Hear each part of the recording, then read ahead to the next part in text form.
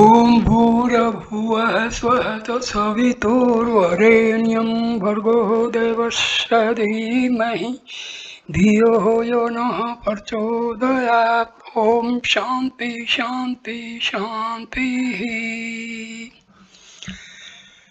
Namaste my dear friends. Today onward I am making the video with the prints visible. So I start the video with talk number 284. Talks with Sri Ramana Maharshi, 18th November 1936. Talk number 284. Devotee. It is said in Srimad Bhagavad Gita, realize the self with pure intellect and also by service to Guru and by enquiry how are they to be reconciled. Maharshi replies, Iswaro Guru Rameti, Iswara, Guru and self are identical. So long as the sense of duality persists in you, you seek a Guru considering that he stands apart. He, however, teaches you the truth and you gain the insight. Devotee, kindly explain Ahameko name Kaschit Nahamayasya Kasyachit Naham Pashyami Yashadaham Tam Na Pashyami Yo Mama. I am alone, none is mine, of none else am I. I see none whose I am, none who is mine. Maharshi replies, this shloka occurs in different scriptures, holy books, for example, Bhagavata, Mahabharata, etc. It also forms the motto of chapter 11 in self-realization.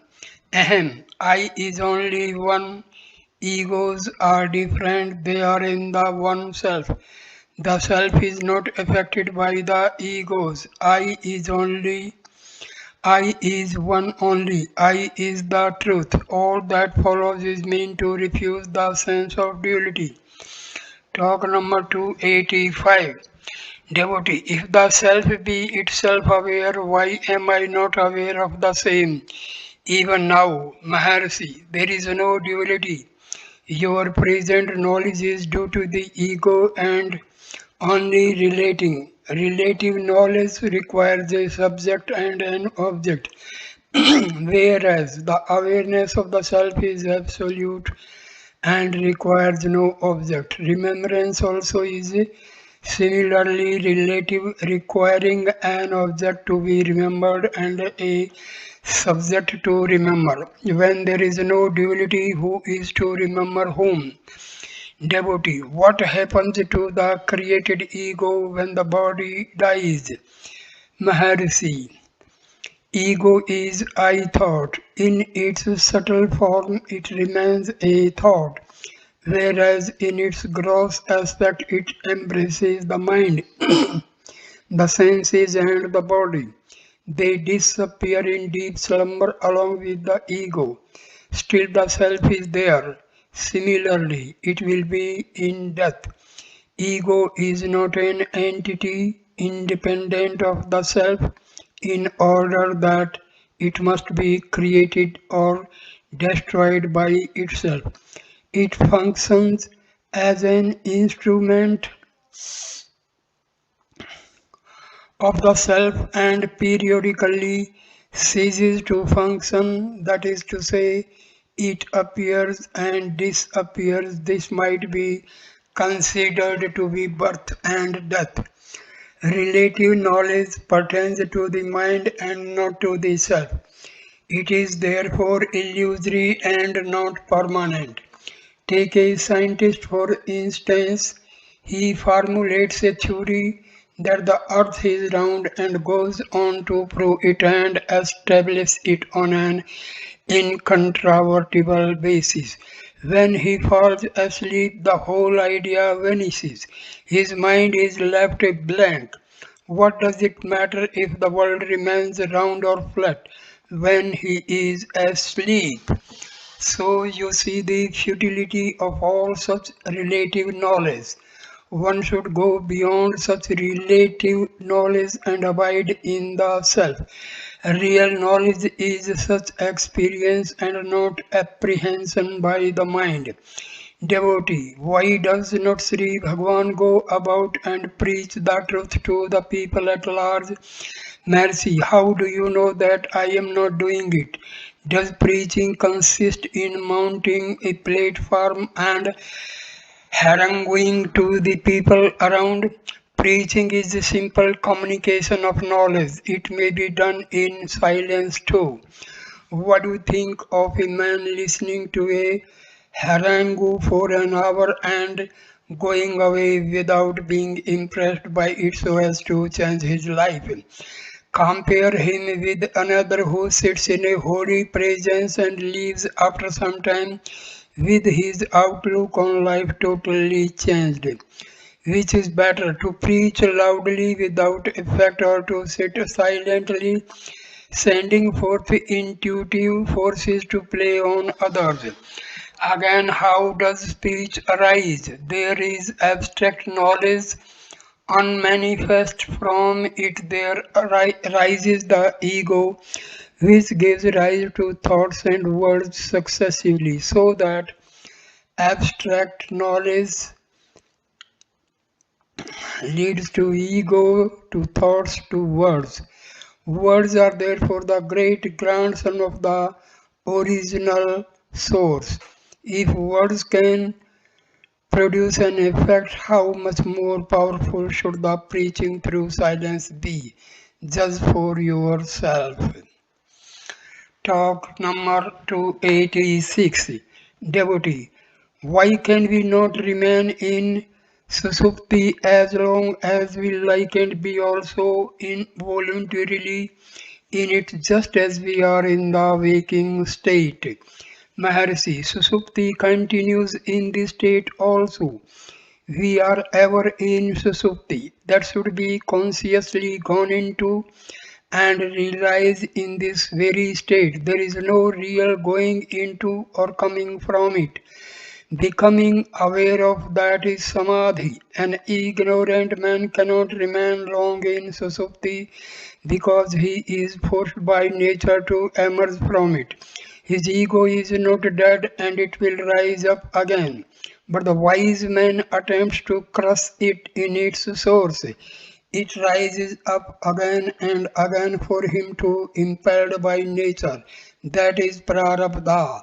That is both in jnani and ajnani ego is sprouting forth, but with this difference, namely the ajnani's ego when it rises up is quite ignorant of its source, or he is not aware of his susupti in the dream and jagrat states.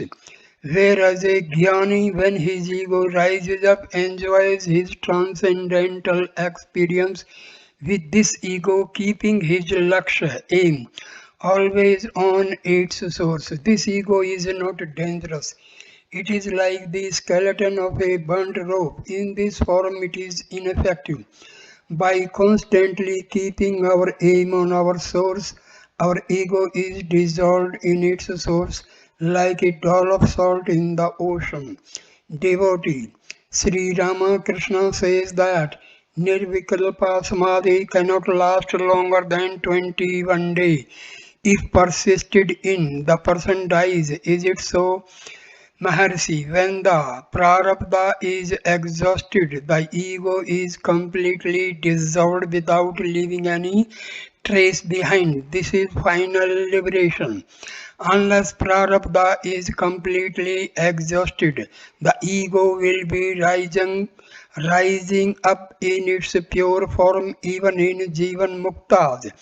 I still doubt the statement of the maximum duration of 21 days.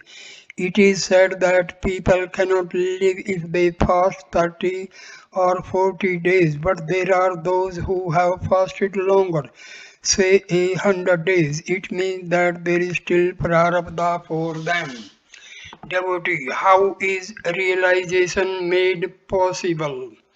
Maharshi, there is the absolute self from which a spark proceeds. As from fire, the spark is called the ego. In the case of an ignorant man, it identifies itself with an object simultaneously with its rise.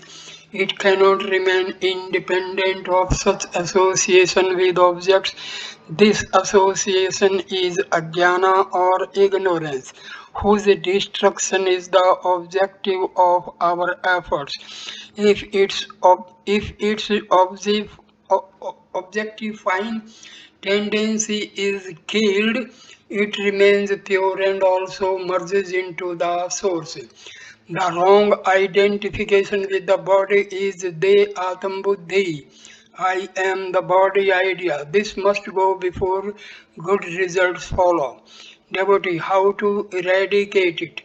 Mercy, we exist in susupti without being associated with the body and mind, but in the other two states we are associated with them. If one with the body, how can we exist without the body in Susupti?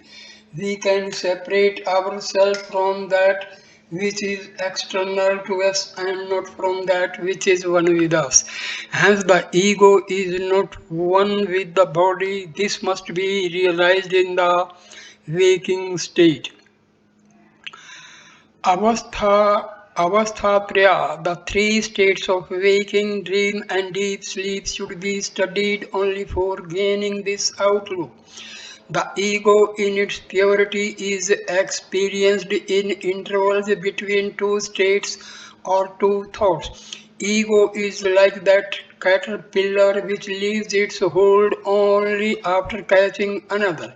Its true nature can be found when it is out of contact with objects or thoughts.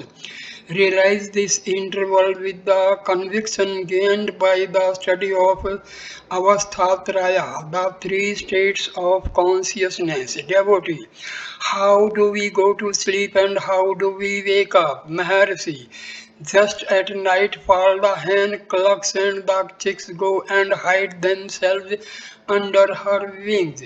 The hen then goes to roost in the nest with the chicks in her protection.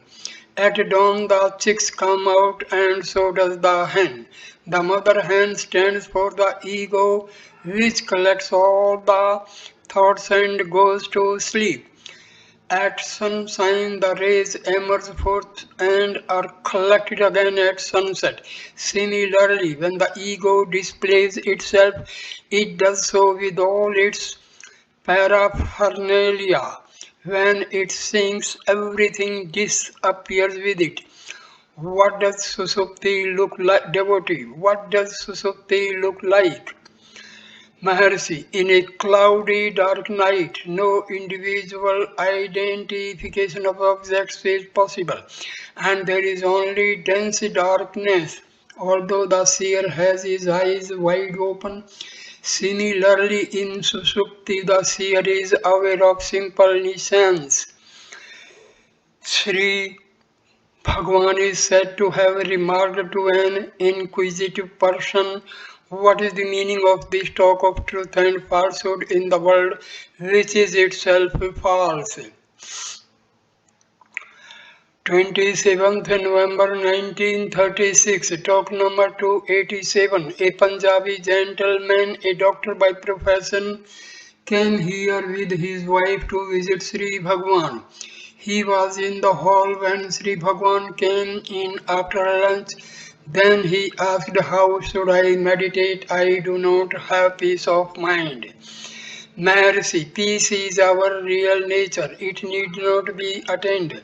Our thoughts must be obliterated. Devotee, I have been trying to obliterate them, but I am not successful. Mercy, the Gita method is the only one for it. Whenever mind strays away, bring it back to bear on meditation. Devotee, I cannot bring my mind to meditate. Another devotee, an elephant when free puts its trunk here and there and feels restless. If a length of chain is given to it, the trunk holds it and is no longer restless. Similarly, mind without an aim is restless. With an aim, it remains at peace. Devotee.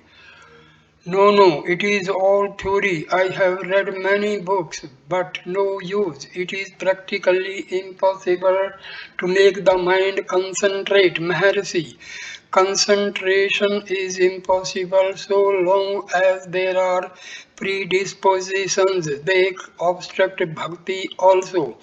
The interpreter advised the questioner to study who am I. The doctor was ready with his protestations. I have read it also. I cannot still make my mind concentrate. Mercy by practice and dispassion. Abhyasa Vairagyabhyam. Devotee, Vairagya is necessary. Maharshi, Abhyasa and Vairagya are necessary. Vairagya is the absence of diffused thoughts. Abhyasa is concentration on one thought only. The one is the positive and the other the negative aspect of meditation. Devotee, I am not able to do so myself. I am in search of a force to help me. Maharshi, yes, what is called grace? Individually, we are incapable because the mind is weak. Grace is necessary. Sadhu Seva is meant only for it. There is, however, nothing new to get. Just as a weak man comes under the control of a stronger one, the weak mind of a man comes under control easily in the presence of the strong-minded sadhus. That which is only grace, there is nothing else. The questioner said, I request your blessing for the good of myself. Bhagavan said, yes, yes. He left with his wife 29th November 1936. Talk number 288. Explaining Maya of Vedanta and Swatantra of Pratyabhijna, independence of recognition, Sri Bhagavan said. The Vedantins say that Maya is the Shakti of illusion premised in Shiva. Maya has no independent existence. Having brought out the illusion of the world as real, she continues to play upon the ignorance of the victim. When the reality of her not being is found, she disappears. Recognition says that Shakti power is co-equal with Shiva. The one does not exist without the other. Shiva is unmanifest, whereas Shakti is manifest on account of her independent will, Swatantrata. Her manifestation is the display of the cosmos on pure consciousness. Like images in a mirror, the images cannot remain in the absence of a mirror. So also the world cannot have an independent existence. Swatantra, Swatantra becomes eventually an attribute of the Supreme. Sri Shankara says that the Absolute is without attributes and that Maya is not and has no real being. What is the difference between the two? Both agree that the display is not real. The images of the mirror cannot in any way be real. The world does not exist in reality. Vastutaha. Both schools mean the same thing. Their ultimate aim is to realize the absolute consciousness. The unreality of the cosmos is implied in recognition, pratyabhijna, whereas it is explicit in Vedanta. If the world be taken as a chit, consciousness, it is always real. Vedanta says that there is no nana, diversity. meaning that it is all the same reality. There is agreement on all points except in words and the method of expression. 30th November 1936, talk number 289. While discussing karma, Sri Bhagwan said, karma has its fruit phala. They are like cause and effect. The interrelation of a cause and its effect is due to a Shakti whom we call God. God is phala, data, dispenser of fruit. A visitor had been speaking of the self having forgotten its true nature. Sri Bhagwan after some time said, people speak of memory and oblivion of the fullness of the self. Oblivion and memory are only thought forms. They will alternate so long as there are thoughts. But reality lies beyond these. Memory or oblivion must be dependent on something. That something must be foreign too. Otherwise, there cannot be oblivion. It is called I by everyone. When one looks for it, it is not found because it is not real. Hence, I is synonymous with illusion or ignorance, maya, avidya, or ajnana. To know that there never was ignorance is the goal of all spiritual teachings. Ignorance must be of one who is aware. Awareness is jnana, jnana is eternal and natural. Ajnana is unnatural and unreal. Devotee, having heard this truth, why does not one remain content? Mercy, because sanskaras have not been destroyed. Unless the sanskaras cease to exist, there will always be doubt and confusion. Sandeha viprita. All efforts are directed to destroying doubt and confusion. To do so, their roots must be cut. Their roots are the sanskaras. These are rendered ineffective by practice as prescribed by the Guru. The Guru leaves it to the seeker to do this much so that he might himself find out that there is no ignorance. The truth mentioned is in the stage of the hearings of the truth, Sarvana. That is not Darda, firm, Drid, firm. For making it unshaken, one has to practice reflection, manana, and one pointedness, nididhyasana. These two processes course the seeds of vasana so that they are rendered ineffective. Some extraordinary persons get dridagana, unshaken knowledge even on hearing the truth only once. Sakarcharvana matrena, because they are karthop, karthopasakaha, advanced seekers, whereas the arthopasakaha, raw seekers take longer to gain dridha jnana, unshaken knowledge. People ask, how did ignorance, avidya arise at all? We have to say to them, ignorance never arose, it has no real being. That which is only vidya knowledge. Why then do I not realize it? Mercy, because of the sanskaras, however. Find out who does not realize and what he does not realize, then it will be clear that there is no avidya, ignorance. Talk 209.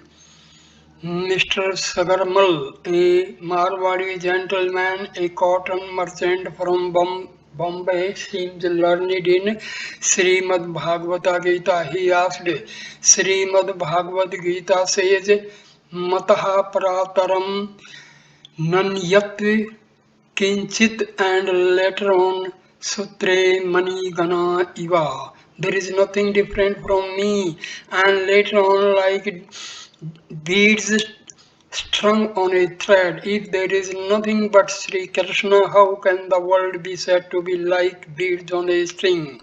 Maharshi, it means that the sutra, string and the money, jewel beads are not apart from me. There are no Manigannaha, row of beads, apart from the string sutra and no string apart from me. The sloka emphasizes unity and not multiplicity, which is only on the surface. Devotee unity can only be after merging into Bhagwan. True, but till then there must be diversity, that is samsara. Maharshi, where are we now? Are we apart from Bhagwan, the samsara, and we are all in Bhagwan, devotee? But that is the experience of the jnanis. Differentiation persists until jnana dawns. So there is samsara for me. Maharshis, Sanskara, predisposition is samsara, cycle of births and deaths. Devotee, right, all this is Vasudeva. This truth has been forgotten by us, so we cannot identify ourselves with God. Maharshi, where is forgetfulness? Devotee, like Savapna. Mercy, who's Swapna? Devotee, Jivas. Maharshi, who is Jiva? Devotee, it is Paramatma's. Maharshi, let Paramatma ask then. Devotee, I shall make my doubt clear by means of an illustration. Maharshi, whoever wants the doubt to be illustrated and made clear, direct experience. Pratyaksha does not require examples for elucidation. Devotee, there is pratyaksha and also forgetfulness. Maharshi, what is forgotten and by whom? Devotee, listen, one dreams, the dream world disappears on waking. Maharshi, wake up similarly from the present dream. Devotee, Prakriti, nature is too powerful. Maharshi, see the Purusha, Lord also. What can Prakriti do then? Devotee, there is a Granthi note between them. Maharshi, whose is that note? Is it of the Lord or of nature or of both?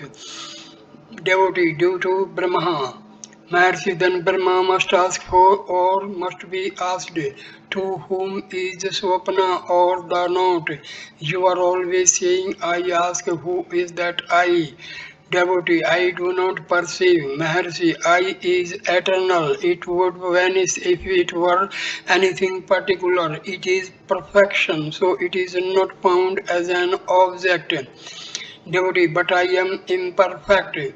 Mercy, what brings in imperfection? Why are you not perfect? Did you feel imperfection in your sleep?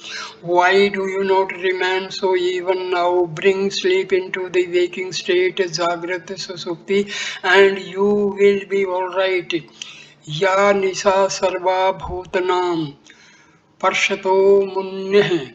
That which is night for the ignorant is day for the wise. Devotee, yes. If he is Muni, says Maharshi, who is a Muni? Is he not a man? Devotee, do you not feel a slap if given to you? Is there no differentiation? Is it jnana? Maharshi, a man under chloroform or under the influence of drink does not feel it. Is he a jnani? Is jnana inconsistent with that feeling? Devotee, there is a seer, seen and sight. They are not characteristic of jnana. Mercy, in sleep, in trance, in absent mindedness, there is no differentiation. Do you call it jnana? What has happened in these states is that which then was absent now, that which is exist forever. The difference is due to mind. The mind is sometimes present at other times absent. There is no change in the reality. Reality is always bliss, ananda. Devotee, bliss is the outcome of practice. What is that practice? Maharshi, sadhana is the inquiry to find out to whom all these doubts arise. Devotee, it is for the ego, ahankara. Maharshi, where from does Ahankara arise? Devotee, guidance is necessary to show me the way. Mercy, go within and find the root. You cannot find it from without, nor should you seek it externally. Devotee, I am unable to find the ego by search, I stop there. Maharshi, how can you get it? It is not apart from you. Leave alone not finding it. Where are you now? Do you mean to say I am not? Devotee, what or how am I? Maharshi, do not trouble yourself about it. Let it be as it is. Why do you care? Did you care for the whole or part? Samasti Vesti. In your sleep, the same person is present now too. You are the same in sleep and in waking. Devotee, sleep and waking are different states having different effects. Mercy, how does it matter to you? The self is the same all through. Devotee, the mind is not steady in meditation. Maharshi, whenever it wanders, turn it inward again and again. Devotee, when dukkha, misery overpowers me, inquiry is impossible. Maharshi, because the mind is too weak, make it strong. Devotee, by what means? Maharshi, Satsanga, Iswara Aradhana, Pranayama, association with the wise worship of God, breath control. Devotee, what happens? Maharshi, misery is removed, our aim is removal of misery. You do not acquire happiness. Your very nature is happiness. Bliss is not newly earned. All that is done is to remove unhappiness. These methods do it. Devotee, association with the wise may strengthen the mind. There must also be practice. What practice should be made? Maharshi, yes, practice is necessary too.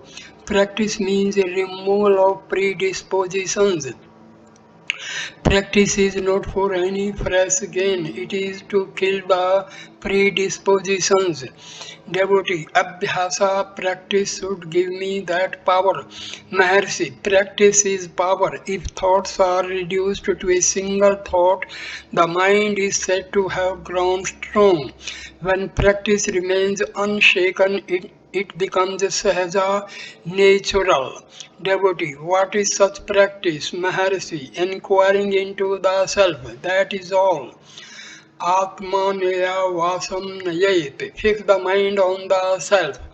Devotee, what is the aim to be kept in view? Practice requires an aim. Maharshi, Atma is the aim. What else can there be? All other aims are for those who are incapable of Atam Lakshya. Having the self for the aim, they lead you ultimately to Atma Vichara, inquiry into the self. One pointedness is the fruit of all kinds of practice. One may get it quickly, another after a long time. Everything depends on the practice. Devotee, peace is extolled more than anything else. How shall we gain it? Maharshi, it is your very nature. Forgetfulness never overtakes the self. The self is now confounded with the non-self, and that makes you speak of forgetfulness of the self, peace, etc. Oblivion will never rear up its head if this confusion is put an end to. Devotee, how is that done? Maharshi, inquiry into the self. One pointedness means cessation of mental activities. Forgetfulness must be for the self. Well, of what? Of the self. Are there then two selves? Practice removes the sanskaras. Devotee, how is that done? Maharshi, inquiry into the self. One pointedness means cessation of mental activities.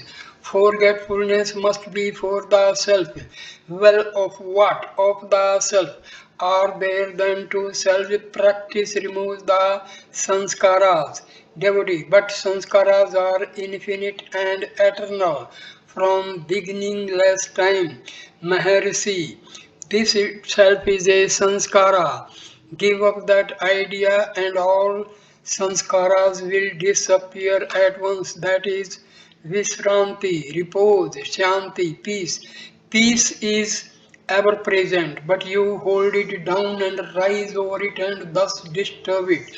Then you say, I want peace. Devotee, will peace be graceful? Mercy, yes, make the mind gracefully still. Sanasayanhe upar Uparamukti, says the Bhagavad Gita.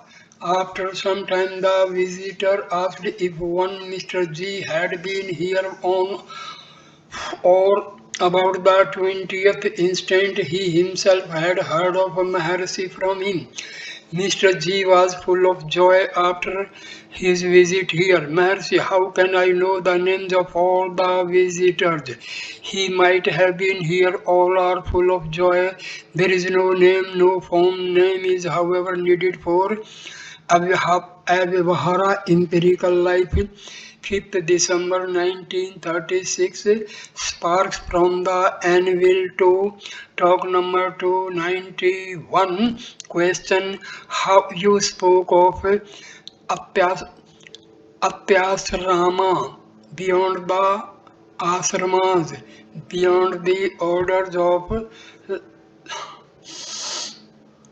life the other day. Is there any authority for it? Is it mentioned anywhere? Maharshi, yes. In the Upanishads, the Sutta Sahinta, Sakanda Purana, Bhagavata, Bharata and other works. Question, are there any restrictions or discipline for that state? Mercy, there are characteristics of it mentioned. Question, there are gurus for each asrama. Is there a guru for apyasrama? Maharshi, yes, but question, but you do not admit a guru? Maharshi, there is a guru for everyone. I admit a guru for me also. Question, who is your guru? Maharshi, the self. Question, for whom?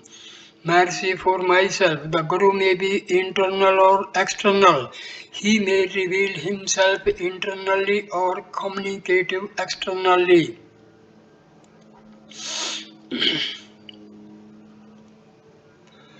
Question, can the Atyasramis own property?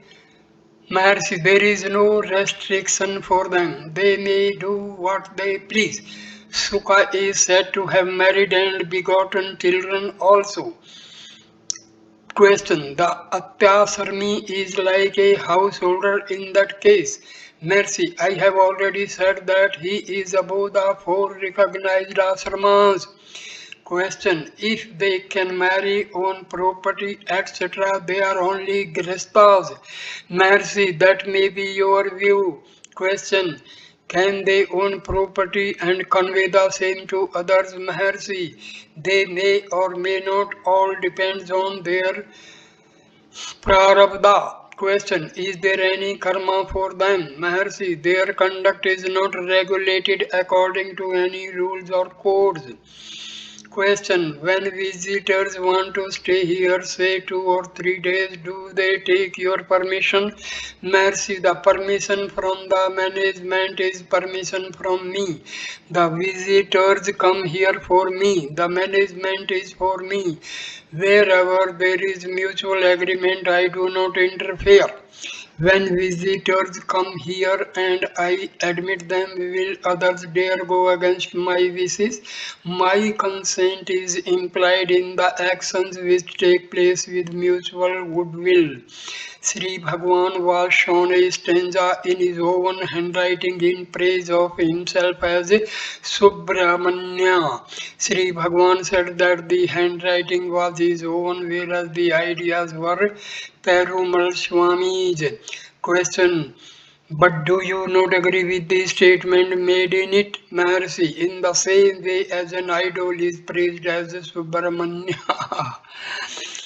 13th December 1936, talk number 292.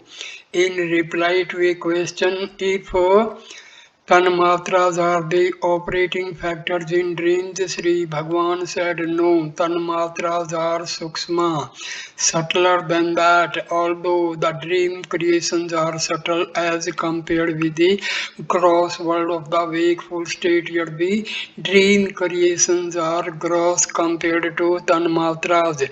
Tanmatras after Panchikarna give rise to the form of the Antahakarna, inner organ mind, thereto by the different sets of operating causes influenced by sattva, the predominance of either akasa, it gives rise to jnana, knowledge whose seat is the brain, vayu air give rise to manas mind, tejas light give rise to buddhi intellect, jala water gives rise to chitta memory etc.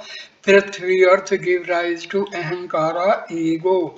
They are samasti collective for the reason that they can operate collectively or individually with any or all of the senses or organs. By Rajoguna, they are changed to Gyanendriyas in the Vyasti, individual by Tamoguna to Karmendriyas in the Vyasti, the individual. The relation between the external world and the individual now becomes easy because the Tanmatras are common to them. The Tanmatras proceed from Prakriti. The statements on creation differ considerably. There is mentioned Yuga Patrishti, simultaneous creation, and Karma Srishti, gradual creation. The significance is not emphasis on creation but on the original source. Talk number 293. Mr. KKV Iyer, there is no way found to go inward by means of meditation. Mercy, where else are we now? Our very being is that. Devotee, being so we are ignorant of it. Mercy, ignorant of what and whose is the ignorance? If ignorant of the self, are there two selves? Devotee, there are no two selves. The feeling of limitation cannot be denied due to limitations. Mercy, limitation is only in the mind. Did you feel it in deep sleep? You exist in sleep. You do not deny your existence then. The same self is now and here in the wakeful state. You are now saying that there are limitations. What has now happened is that there are these differences between the two states. The differences are due to the mind. There was no mind in sleep, whereas it is now active. The self exists in the absence of the mind also. Devotee, although it is understood, it is not realized. Mercy, it will be by and by with meditation. Devotee, meditation is with mind, and how can it kill the mind in order to reveal the self? Maharshi, meditation is sticking to one thought. That single thought keeps away other thoughts. Distraction of mind is a sign of its weakness. By constant meditation, it gains strength. That is to say, its weakness of fugitive thoughts gives place to the enduring background free from thoughts. This expands, devoid of thought is the self.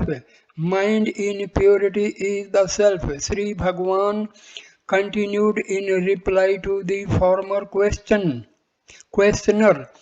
Everyone says, I am the body. It is the experience of the sage as also of the ignorant. The ignorant man believes that the self is confined to the body only, whereas the wise man believes that the body cannot remain apart from the self. The self is infinite for him and includes the body also. Mr. Bose said that he felt peace in his presence which lasted some time after. He added, why is it not enduring, Maharshi? That peace is the real nature. Contrary ideas are only superimpositions. This is true bhakti, true yoga, true jnana. You may say that this peace is acquired by practice. The wrong notions are given up by practice. This is all. This is all. Your true nature always persists. These flashes are only signs of the ensuing revelation of the self. In reply to the first questioner, Bhagavan said, the heart is the self, it is not within or without. The mind is its Shakti. After the emergence of the mind, the universe appears and the body is seen to be contained in it, whereas all these are contained in the self and they cannot exist apart from the self. 14th December 1936, talk number 294. Mr. Mr. Parkhi, how is meditation to be practiced? Maharshi, meditation is truly speaking Atma Nishtha, to be fixed as the self, but when thoughts cross the mind and an effort is made to eliminate them, the effort is usually termed meditation. Atmanishta is your real nature. Remain as you are. That is the aim. Devotee. But thoughts come up. Is our effort mean to eliminate thoughts only? Mercy, yes. Meditation being on a single thought, the other thoughts are kept away. Meditation is only negative in effect inasmuch as thoughts are kept away. Devotee, it is said, Atma samastam manah kartava, fixing the mind in the self, but the self is unthinkable. Mercy, why do you wish to meditate at all? Because you wish to do so, you are told. Atma samastan manah kartva, fixing the mind in the self. Why do you not remain as you are without meditating? What is that manah mind? When all the thoughts are eliminated, it becomes Atma samastaha. Atma samastha, fixed in the self. Devotee, if a form is given, I can meditate on it and other thoughts are eliminated, but the self is formless. Maharshi, meditation on form or concrete objects is said to be dhyana, whereas the inquiry into the self is vichara, inquiry or nidhi dhyasana. Explaining Abhyaropa Pavadhabhyam, superimposition and its elimination. Sri Bhagavan pointed out that the first turns you inward to the self, and then according to the second you know that the world is not apart from the self. 16th December 1936, talk number 295. Mr. Natwarlal Parekh, a Gujarati gentleman who had attended the International Religious Conference as a delegate from Baroda, came here on a visit. He is a young man, well groomed, alert, and quite conscious of his well earned merit. He presented a note containing some questions to Sri Bhagwan. Devotee, pray help me realize Atma, Paramatma, Satya Chit Ananda. Mercy, Atma, Paramatma, Satya Chitananda mean one and the same thing, that is the self. The self is eternally realized, otherwise there will be no pleasure in it. If it is not eternal, it must have a beginning. What begins will also end, so that is only transient. There is no use seeking for temporary state of affairs. The fact is that it is the state of effortless, ever alert peace. Effortlessness while remaining aware is the state of bliss, and that is a realization. Devotee, I do not want intellectual answers. I want them to be practical.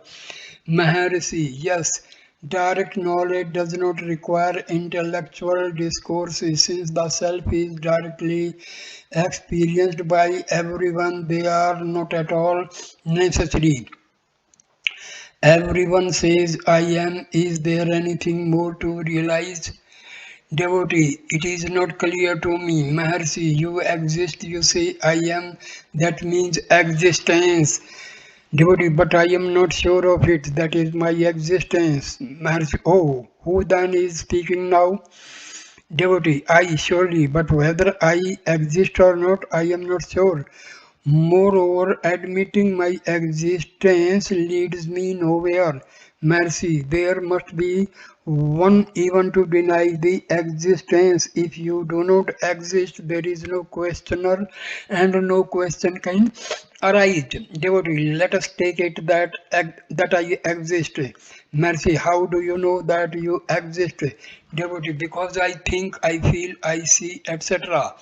Mercy, so you mean that your existence is inferred from these. Furthermore, there is no feeling, thinking, etc. in sleep, and yet there is the being. Devotee, but no, I cannot say that I was in deep sleep. Maharshi, do you deny your existence in sleep? Devotee, I may be or may not be in sleep. God knows. Mercy, when you wake up from the sleep, you remember what you did before falling asleep. Devotee, I can say that I was before and after sleep, but I cannot say if I was in sleep.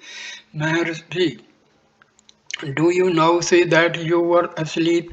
Devotee, yes. Mercy, how do you know unless you remember the state of sleep? Devotee, it does not follow that I existed in sleep. Admission of such existence leads nowhere. Mercy, do you mean to say that a man dies every time that sleep overtakes him and that he resuscitates while waking? Devotee, maybe God alone knows. Mercy, then let God come and find the solution for these riddles. If one were to die in sleep, one will be afraid of sleep, just as one fears death.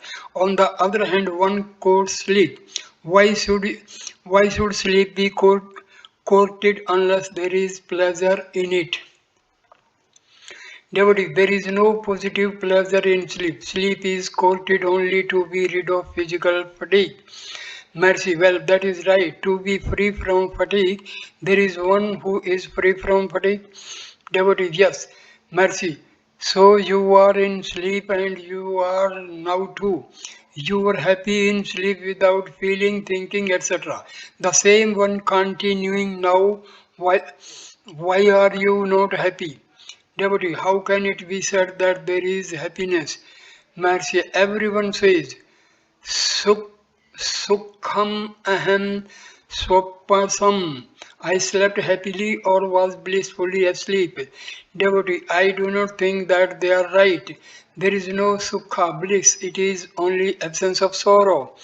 Mercy, your very being is bliss. Therefore, everyone says I was blissfully asleep. That means that one remains in the primal uncontaminated state in sleep. As for sorrow, there is no sorrow. Where is it in order that you might speak of its absence in sleep? The present wrong identification of the self with the body has given rise to all mistakes. Devotee, what I want is a realization. I do not feel my inherent happy nature. Mercy, because the self is now identified with the non-self. The non-self too is not apart from the self. However, there is the wrong notion that the body is apart and the self is confounded with the body. This wrong identity must be ended for happiness to manifest. Devotee, I am unable to help myself. The engineer suggested surrender to the master. Devotee agreed. Myself, Maharshi, your nature is happiness. You say that is not apparent. See what obstructs you from your true being. It is pointed out to you that the obstruction is the wrong identity. Eliminate the error. The patient must himself take the medicine prescribed by the doctor in order that he may be cured of his illness. Devotee, the patient is too weak to help himself and places himself unconditionally in the hands of the doctor. Maharshi, the doctor must be given a free hand and the patient must only remain quiet without saying anything. Similarly, keep quiet, that is effortlessness. Devotee, that is the most effective medicine too. The other questions which he wrote down were, Devotee, convince me of the existence of God. Mercy, realization of the self amounts to such conviction. Devotee, how is prarabdha, past karma, related to purusha karma, purushakara, one's own effort here? Maharshi, prarabdha is karma action. There must be a karta doer for it. See who the karta is. Purusha karta is effort. Puruskarta is effort. See who exerts. There is identity established. The one who seeks to know their relation is himself the link. Devotee, what is karma and rebirth? Maharshi, see the karta doer and then the karma action becomes obvious. If you are born now, rebirth may follow. See if you are born now. Devotee, help me to have Jyoti Darshana, vision of light. Maharshi, Darshana, sight implies Drashta, seer. Find him and Darshana, sight is included in him. Talk number 296. Puan, a shepherd, says that he knows Sri Bhagwan since 30 years ago, the days of Virupaksha caves. He used a time to supply milk to the visitors in those days. Some 6 years ago, he had lost a sheep for which he was searching for 3 days. The sheep was pregnant and he had lost all hopes of recovering her because he thought that she had been set upon by wild animals. He was one day passing by the ashramam when Sri Bhagwan saw him and inquired how he was. The man replied that he was looking out for a lost sheep. Sri Bhagwan kept quiet as is usual with him. Then he told the shepherd to help in lifting some stones, which he did with great pleasure. After the work was finished, Sri Bhagwan told him, go this way, pointing the footpath towards the town. You'll find the stray sheep on the way. So he did and found the lost sheep with the two little lambs. He now says, what a Bhagwan is this? Look at the force of his words. He is great. He never forgets even a poor man like me. He remembers my son Manik come also with kindness. Such are the great ones. I am happy when I do any little work for him, such as looking to the cows when they are in heat. 18th December 1936, talk number 297. Mr. Cohen asked, meditation is with mind in the Jagrat waking state. There is mind in dream also. Why is there no meditation in dream, nor is it possible? Mercy, ask it in the dream. After a short silence, Sri Bhagwan continued, you are told to meditate now and find who you are. Instead of doing it, you ask, why is there no meditation in the dream or in the sleep? If you find out for whom there is Jagrat waking, it will be clear that dream and sleep are also for the same one. You are the witness of Jagrat waking, Swapna dream and Susupti sleep. Rather, they pass before you. Because you are out of meditation now, these questions arise. Stick to meditation and see if these questions arise. 23rd December 1936, talk number 298. A certain visitor formulated a question saying that meditation is more direct than investigation because the former holds on to the truth whereas the latter shifts the truth from untruth. Maharshi, for the beginner, meditation on a form is more easy and agreeable. Practice of it leads to Atma Vichara, which consists in shifting the reality from unreality. What is the use of holding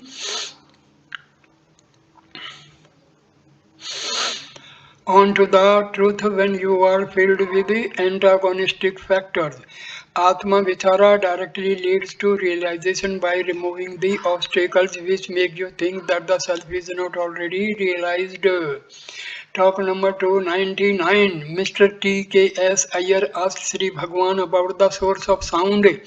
Mercy, the general happiness is that para sound comes from the Mooladhara, the solar plexus at the bottom of the spine. All sounds beginning from Vakhra thought form are contained in para, which proceeds from Kundalini, and Kundalini is not different from the heart. In fact, the whole Sadhara, sixfold center, is contained in the heart. The Susmana with its source Kundalini is included in the heart. A visitor asked about Antrena Talukaya Sandriyoyinaha. Mercy, Indriyoni together with the Susamana Nadi is contained Lina in Para. 25th December 1936, talk number 300. A Brahmachari youth who has graduated in science has been waiting here for grace for the last 4 or 5 months in order that some job might drop on him like a ripe apple from the tree. He has been making no other efforts to secure a job. His brother yesterday came here to take him away to his parents, but the youth declined to go. An appeal was made to Sri Bhagwan. Sri Bhagwan said, I do not tell anyone to come nor ask him to go. Everyone pleases himself here. He says he finds peace in the hall and he also wants a job. Evidently, the job must be found in the hall itself so that his peace may not be disturbed. Peace is not in the hall, it is in the repose of the self. It can be gained anywhere. Some days later, the youth threw away his sacred thread and appeared before Sri Bhagwan with his limbs shaking, which the young man later described as his bliss ananda. Sri Bhagwan told him not to make a habit of sitting in front of him in the hall and ordered him out. Furthermore, he continued, even a fledgling is protected by the parent birds only till such time it grows its wings. It is not protected forever. Similarly, with the devotees I have shown the way, you must now be able to follow it up and find peace wherever you are.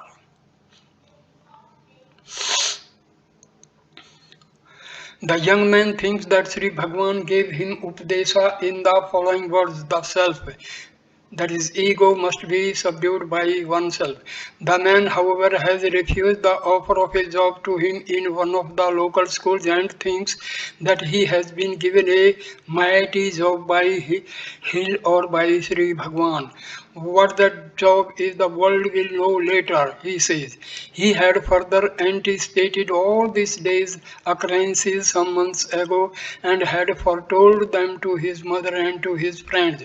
He is further happy at the happenings. Sri Bhagwan, however, compared him to another man who is in no way of the right type, and yet the boy thinks that he is Bhagwan in embryo. Later he turned mad and died. So I end this video here. Thanks a lot, my dear friend. Please like, comment and share the video and subscribe the channel. The video number 18 will start with talk number 301. Namaskar, my dear friend.